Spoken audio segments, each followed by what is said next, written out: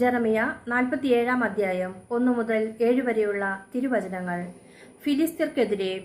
ഫറവോ ഗാസ പിടിച്ചടക്കുന്നതിനു മുൻപ് ഫിലിസ്ത്യരെക്കുറിച്ച് ജെറമിയായ്ക്ക് ലഭിച്ച കർത്താവിന്റെ അരുളപ്പാട്. കർത്താവ് അരുളി ചെയ്യുന്നു, ഇതാ വടക്ക് നിന്ന് ജലമുയരുന്നു, അത് കവിഞ്ഞൊഴുകുന്ന പ്രവാഹമായി തീരും. ദേശവും അതിലുള്ളവയും നഗരവും നിവാസികളും മുങ്ങിപ്പോകും.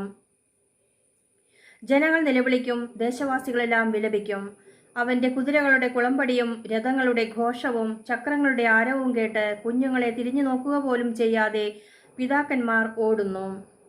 അവരുടെ കരങ്ങൾ അത്ര ദുർബലമാണ്. ഫിലിസ്ത്യരെ ഉന്മൂലനം ചെയ്യുകയും ടയറിനിലെയും സീദോനിലെയും അവരുടെ കൂട്ടാളികളെ വിച്ഛേദിക്കുകയും ചെയ്യുന്ന ദിനം വരുന്നു.